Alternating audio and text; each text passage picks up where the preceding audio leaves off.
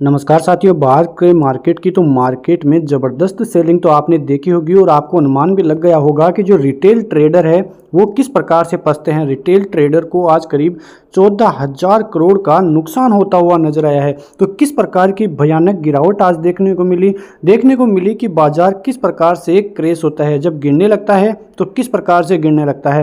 पूरे 2 महीने की तेजी एक दिन में गायब होना इसे ही कहते हैं। और जिस प्रकार से आज मार्केट क्रेश हुआ है, कई लोगों को लेकर भी ये डूब गया है। तो किस प्रकार की चीज़ें आज होती हुई नजर आई, आज किस प्रकार की न्यूज़ें आगे के लिए देखने को मिलेगी, क्योंकि कल भी यदि ऐसा ही हुआ तो एक और बड़ी गिरावट फिर से देखने को मिल सकती है। ऐसी भी न्यूज़ें आती हुई देती हुई दिखाई दे रही हैं। लेकिन आप चैनल में नए हो तो चैनल को सब्सक्राइब कर लीजिए, क्योंकि यहाँ पे ऐसी न्यूज़ें आती हैं जहाँ से आप ट्रैप होने से बच सकते हैं। जैसा कि हम पिछले वीडियो में भी बात कर रहे थे कि 25,000 का जोन आसानी से नहीं कटेगा तो एक बहुत बड़ा ट्रैप आपके सामने आएगा, और वैसा ही बड़े लोग फंसाते हुए रिटेलर्स को नजर आए हैं। आज आप देखें तो क्रेश की स्थिति बनी है। सेंसेक्स में करीब 2222 पॉइंट की गिरावट, एक बहुत बुरी सेलिंग देखने को मिली है। निफ्टी भी करीब 24,050 पे एंड हुआ है। जो निफ्टी 24,700 पे खड़ा था शुक्रवार को, वो करीब 700 पॉइंट तक की गिरावट देखने को मिली है। एक बार तो 24,900 के लेवल्स भी टूटते हुए निफ्टी में दिखाई दिए। बहुत बुरी तरह से मार्केट आज क्रेश होता हुआ दिखाई दिया। आप यहाँ पे देखेंगे कि जो बीएससी में जो कैपिटलाइजेशन था मार्केट का, वहाँ पे बीएससी में करीब 442 लाख करोड़ होता हुआ नजर आया है, जो पहले 457 लाख करोड़ था। करीब इन्वेस्टर्स को 15 लाख करोड़ की चंपत लगती हुई नजर आई है। तो एक बहुत ही बुरी और भयानक गिरावट भारतीय बाजारों में यहाँ पे देखने को मिली है। आप देखें तो मंडियों की तरफ से बुरी खबर के साथ प्रवेश किया उन्होंने, और जो ग्लोबली मार्केट है वहाँ पे जबरदस्त उथल पुथल भी मची हुई है। शुरुआती दिनों में आपने देखा कि जो जापान की ब्याज दरें थे वो बढ़ने के बाद एक रिवर्स येन कैरी ट्रेंड का डर था, और वहीं हुआ। बेहद खराब रोजगार आंकड़े अमेरिकी बाजारों से आते हुए दिखाई दिए। लोगों को लगा कि मंदी की आशंकाएं अमेरिकी बाजारों में फिर से आती हुई दिखाई देगी। वहीं चीन और यूरोप पहले से ही मंदी को लेकर जूझ रहे हैं। तो ये सारी प्रकार की ग्लोबली टेंशन आज भारतीय बाजारों को लेकर ही बैठ गई है। वहीं बात करें निफ्टी की तरफ से, तो निफ्टी में आप यहां पे डिक्लाइन वाले और एडवांस वाले शेयर देखेंगे तो आपको नज़र आ जाएगा कि किस हिसाब की बुरी और बहुत बुरी सेलिंग आज भारतीय बाजारों में देखने को मिली है। 660 पॉइंट की गिरावट निफ्टी में, बैंक निफ्टी में करीब 2.5% तक की गिरावट। निफ्टी फिन सर्विसेज और आईटी सबसे बुरी तरह से गिरता हुआ नजर आया है। सबसे बड़ा हाथ आईटी शेयरों का ही है आज की गिरावट के पीछे। उसके पीछे का रीजन भी अमेरिकी बाजार ही है, क्योंकि वहाँ के आईटी सेक्टर में जिस प्रकार की गिरावट देखने को मिली है, बहुत बुरी गिरावट देखने को मिली है। वहीं निफ्टी मिड कैप, जो कि लोगों को ऐसा लग रहा था कि निफ्टी मिड कैप तो गिरेगा नहीं, लेकिन वहां पे सबसे बड़ा क्रेश आता हुआ दिखाई दिया। सबसे ज्यादा रिटेलर्स मिड कैप के शेयरों में ही दिखते हुए और क्रेश की स्थिति में फंसते हुए दिखाई दिए। अब यहाँ पे देखिए कि इंडिया विक्स की क्या हालत थी। इंडिया विक्स में आप देखें तो एक बार तो करीब 50% तक की तेजी देखने को मिली। विक्स में तेजी मतलब जो इंडियन वॉलेटिलिटी है, किस प्रकार की वॉलेटिलिटी है आपने देखा, क्योंकि यहाँ पे आप देखें तो मार्केट क्रेश के बीच इंडिया विक्स में बहुत ज़बरदस्त तेजी देखने को मिली। 50% तक का सर्ज भी एक बार यहाँ पे देखने को मिला, और करीब 21.78 का जो आप देखें 21.78 इंडिया विक्स होती हुई नजर आई। जो इंडिया विक्स 12-13 के लगभग चल रही थी वो 21 के पार निकलती हुई नजर आई। तो किस प्रकार की वॉलेटिलिटी आज इंडियन मार्केट में थी ये आपने देख लिया। यहाँ पे संदीप सब्रवाल है, वो क्या कहते हुए नजर आ रहे हैं मार्केट के लिए, यदि ये देखें तो आप ध्यान से देखिए, ये एक बहुत ही बड़ी खबर आपके लिए साबित हो सकती है।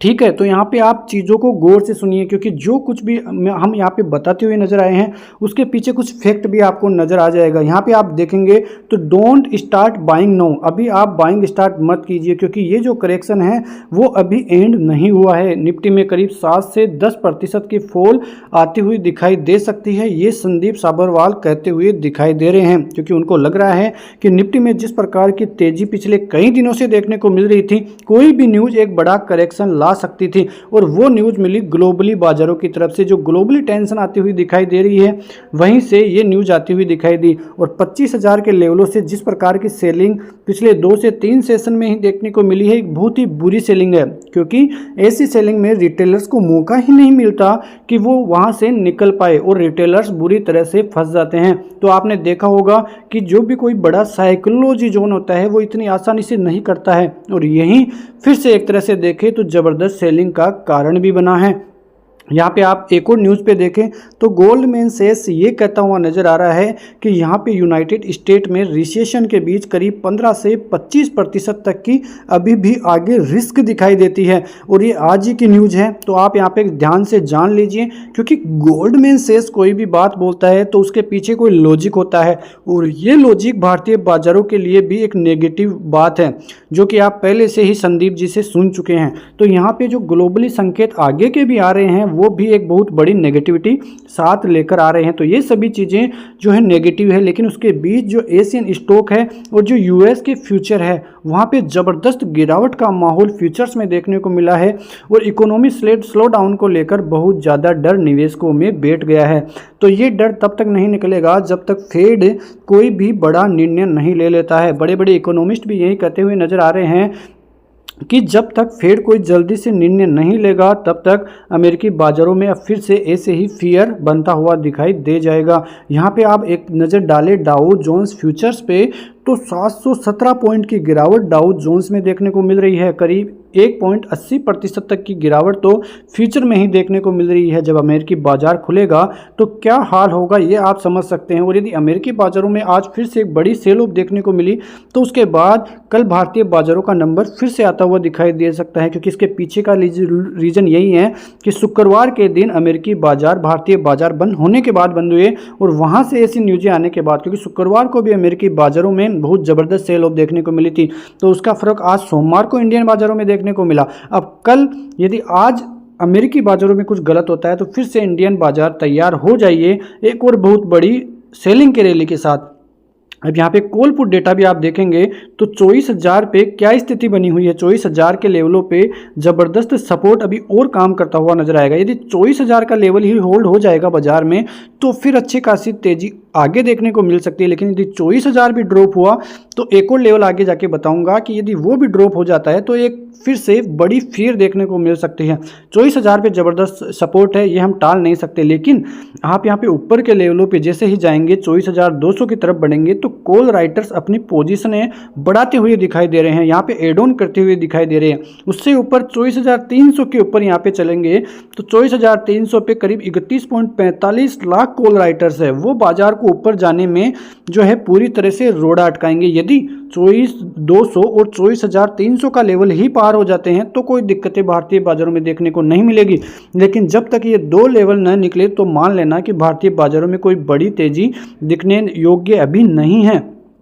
अब देखते हैं निफ्टी का चार्ट, क्योंकि कल के लिए सबसे इंपॉर्टेंट डेटा आप यहीं से देख सकते हैं। यह है एक चैनल जहां पे निफ्टी लगातार काम कर रहा था 24,400 के 23,400 के बाद जैसे ही इसमें ब्रेकआउट आया कोई भी बड़ा करेक्शन देखने को मिला। आपको ये जो पहले से करेक्शन दिख रहा है वो दिख रहा है कि ज़्यादा बड़ा करेक्शन ये नहीं है। ये जो करेक्शन था वो चुनाव वाले दिन था तो इसको हम गिन ही नहीं सकते।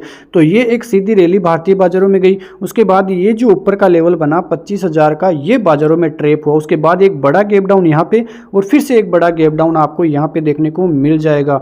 अब ये जो आपको लाइन दिख रही होगी ये निफ्टी के लिए 50 EMA है, तो ये 50 EMA कल भी निफ्टी के लिए काम करेगा, क्योंकि 20 EMA तो पहले से ही निफ्टी में टूट चुका है। तो इस 50 EMA को आप ध्यान रखिए, ये आज भी बाजार में सपोर्ट का काम किया है। जब भी ये EMA रहते हैं ये जबरदस्त सपोर्ट का काम करते हैं। यदि ये बच जाता है निफ्टी में तो एक निफ्टी में जबरदस्त तेजी फिर से देखने को मिल सकती है। और ये EMA कहाँ पे है? 24,950 के लेवलों के लगभग। तो ये 24,950 24,000 का लेवल यदि टिक जाता है तो बाजार में फिर से रिवर्सल देखने को मिलेगा, वरना फिर से संकट में निफ्टी आ सकता है। अब 15 मिनट के चार्ट पे यदि आप निफ्टी को देखेंगे तो ऊपर नीचे के चार्ट तो आप भूल जाइए, सबसे ज़्यादा इंपॉर्टेंट आज का डेटा यहाँ पे देखें तो कल के लिए ऊपर की तरफ से रेजिस्टेंस जो कि मैं आपको बता चुका हूं कि 24,200 का पहला रेजिस्टेंस है, 24,300 का दूसरा रेजिस्टेंस है। जब तक ये लेवल ऊपर के होल्ड नहीं करेंगे तब तक बाजारों में तेजी नहीं है। लेकिन नीचे की तरफ सपोर्ट सुनिए, सपोर्ट यदि आप देखेंगे तो पहला सपोर्ट वही 50 EMA, जो कि एक ज़बरदस्त और बहुत बड़ा सपोर्ट है, क्योंकि यदि यही ब्रीच हो जाएगा, क्योंकि हम कल बात कर रहे थे 20 EMA की, और 20 EMA जैसे ही ब्रीच हुआ एक बड़ी 500 पॉइंट की सेल ऑफ यहाँ पे देखने को मिली। यदि 50 EMA भी क्रैश होता है तो फिर 50 EMA क्रैश होने के बाद आपको यहाँ पे 23,800 तक के लेवल्स भी मिलते हुए दिखाई दे सकते हैं। यदि 23,800 होल्ड कर लेता है तो फिर बाजार में एक रिवर्सल यहाँ से थोड़ा बहुत देखने को मिल जाएगा, लेकिन यदि ये लेवल भी टूटते हैं तो आप मान लेना कि बाजार का ट्रेंड ही फिर से चेंज हो गया है। जैसा कि 20 EMA तोड़ने के बाद भी हमने बोला था कि 20 EMA यदि टूटता है तो एक ट्रेंड जो है, जो कि अप ट्रेंड में बाजार था, वो अब डाउन ट्रेंड में चलता हुआ दिखाई दे जाएगा। यहाँ से ऐसे नहीं होगा कि बाजार सीधा ही गिरावट हो जाए, बाजार में एक रिवर्सल आएगा और उसके बाद एक बड़ी सेल ऑफ देखने को मिलेगी। तो यहाँ से थोड़ा बहुत रिवर्सल देखने को मिल सकता है, या कल भी ब्रेकडाउन होने के बाद एक रिवर्सल आपको देखने को तो मिलेगा। तो इन लेवलों को आप दिमाग में बैठा लीजिए कल के लिए, और ये लेवल काम करते हुए आपको दिखाई दे सकते हैं। बातें हैं बैंक निफ्टी पे। यहाँ पे बैंक निफ्टी को आप देखेंगे तो पीछे से लगातार ये जो जोन है एक सपोर्ट जोन का काम कर रहा है, और ये ऊपर की तरफ आप यहाँ पे देखेंगे कि ज़बरदस्त चैनल के रूम में ये भी जाता हुआ दिखाई दिया है। यहाँ से ब्रेकआउट आया और यहाँ से 53,700 के लगभग जाके बाजार में फिर से ड्रॉप डाउन देखने को मिला है, और ये जो आप देख रहे हैं ट्रेंड लाइन फिर से गिरावट में भी काम करती हुई नजर आ रही है। लोअर लो की स्थिति बैंक निफ्टी में यहाँ पे बनती हुई दिखाई देगी, और आज का जो ब्रेकडाउन था वो जबरदस्त ब्रेकडाउन देखने को मिला है। यहाँ पे आप देखेंगे तो ये जो लेवल है, ये लेवल कल बैंक निफ्टी के लिए जबरदस्त काम करते हुए नजर आएंगे, क्योंकि ये जो आपको नीचे रेखा दिख रही है वो है 100 EMA।